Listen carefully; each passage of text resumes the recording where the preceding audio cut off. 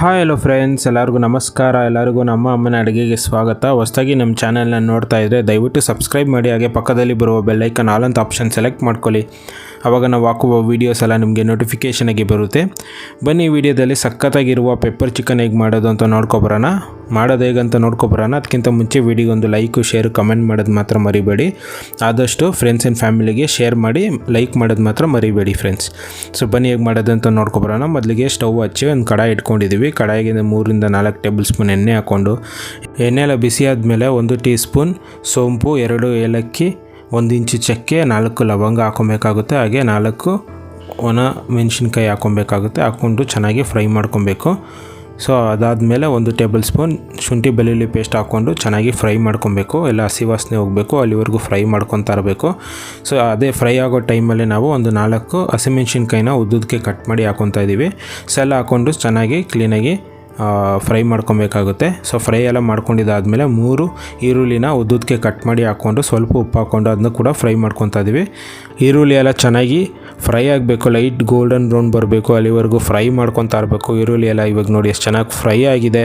ಇವಾಗ 1 table spoon ಕರ್ಬೇವಿನ ಸೊಪ್ಪನ್ನ ಹಾಕ್ಕೊತಾ ಇದ್ದೀವಿ. ಕರ್ಬೇವಿನ ಸೊಪ್ಪನ್ನ ಹಾಕ್ಕೊಂಡು ಚೆನ್ನಾಗಿ ಕ್ಲೀನಾಗಿ ಫ್ರೈ ಮಾಡ್ಕೊಬೇಕು.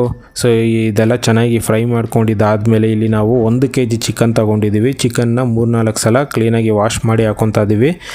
ಹಾಗೆ ವಾಶ್ ಮಾಡ್ಕೊಂಡು ಹಾಕ್ಕೊಂಡಿದ್ದಾದಮೇಲೆ ಇಲ್ಲಿ ಸ್ವಲ್ಪ ಉಪ್ಪು ಹಾಕ್ಕೊಂಡು ಕ್ಲೀನಾಗಿ ಮಿಕ್ಸ್ ಮಾಡ್ಕೊಬೇಕು. ಚೆನ್ನಾಗಿ ಎಲ್ಲ ಫ್ರೈ ಆಗಬೇಕು, ಅಲ್ಲಿ ತನಕ ಇದೇ ರೀತಿ ಮಾಡ್ಕೊತಾ ಇರಬೇಕು ಫ್ರೆಂಡ್ಸ್. ಸೊ ಇವಾಗ ನಾವು ಇಲ್ಲಿ ಒಂದು 5 ನಿಮಿಷ ಬಿಡಬೇಕಾಗುತ್ತೆ. ಸೊ 5 ನಿಮಿಷ ಎಲ್ಲ ಆಗಿದೆ ನೋಡಿ ಫ್ರೆಂಡ್ಸ್. ಸೊ ಇವಾಗ ನೀರೆಲ್ಲ ಹೇಗೆ ಬಿಟ್ಟಿದೆ ಅಂತ, ಚಿಕನ್ ಎಲ್ಲ ಸ್ವಲ್ಪ ಬೆಂದಿದೆ. ಸೊ ಈ ಟೈಮಲ್ಲಿ ಒಂದು ಸ್ವಲ್ಪ ಕ್ಲೀನಾಗಿ ಇದೇ ರೀತಿ ತಿರ್ಗಿಸ್ಕೊಬೇಕಾಗುತ್ತೆ. ಸೊ ಇದೆಲ್ಲ ಆಗಿದ್ಮೇಲೆ ಇಲ್ಲಿ ನಾವು ಅರ್ಧ ಟೀ ಸ್ಪೂನ್ ಅರಿಶಿನ ಪುಡಿ, 1.5 ಟೀ ಸ್ಪೂನ್ ಧನಿಯಾ ಪುಡಿ, ಹಾಗೆ 1 ಟೀ ಸ್ಪೂನ್ ಅಚ್ಕಾರದ ಪುಡಿ ಹಾಕ್ಕೊಬೇಕಾಗುತ್ತೆ. ಹಾಕ್ಕೊಂಡೆಲ್ಲ ಕ್ಲೀನಾಗಿ ಮಿಕ್ಸ್ ಮಾಡ್ಕೊಬೇಕು. ಎಲ್ಲ ಕ್ಲೀನಾಗಿ ಫ್ರೈ ಮಾಡ್ಕೊಬೇಕು. ಎಲ್ಲ ಸೆಟ್ ಆಗಬೇಕು, ಅಲ್ಲಿವರೆಗೂ ಇದೇ ರೀತಿ ಕೈ ಆಡಿಸ್ತಾ ಇರಬೇಕು. ಸೊ ಇಲ್ಲಿ ನೋಡಿ, ಸೊ ಎಲ್ಲ ಸೆಟ್ ಆಗಿದೆ. ಇವಾಗ ಅರ್ಧ ಗ್ಲಾಸ್ ನೀರು ಹಾಕ್ಕೊತಾ ಇದ್ದೀವಿ. ನೀರು ಏನಕ್ಕೆ ಹಾಕ್ಕೊತಾ ಇದ್ದೀವಿ ಅಂತಂದರೆ ಒಂದು ಸ್ವಲ್ಪ ಚಿಕನ್ ಎಲ್ಲ ಕ್ಲೀನಾಗಿ ಬೇಯಲಿ ಅಂತ, ಅದಕ್ಕೋಸ್ಕರ. ಸೊ ಇಲ್ಲಿ ನೋಡಿ ಎಲ್ಲ ಸೆಟ್ ಆಗಿದೆ. ಸೊ ಇವಾಗ ಇಲ್ಲಿ ನಾವು ತಿರ್ಗಾ ಒಂದು 5 ನಿಮಿಷ ಬಿಡಬೇಕಾಗುತ್ತೆ, ಯಾಕಂತಂದರೆ ಚಿಕನ್ ಎಲ್ಲ ಚೆನ್ನಾಗಿ ಬೇಯಬೇಕು, ಅದಕ್ಕೋಸ್ಕರ.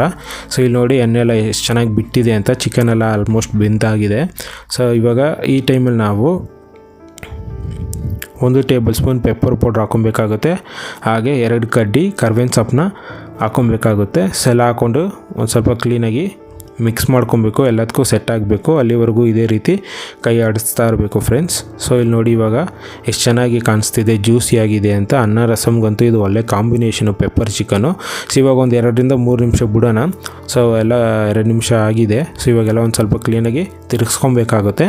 ಸೊ ಈ ಟೈಮಲ್ಲಿ ನಾವು ಸ್ಟವ್ ಆಫ್ ಮಾಡಬೇಕು. ಸ್ಟವ್ ಆಫ್ ಮಾಡಿಬಿಟ್ಟು 1 ನಿಂಬೆಹಣ್ಣು ರಸನ ಇಲ್ಲಿ ಹಾಕ್ಕೊಬೇಕಾಗುತ್ತೆ.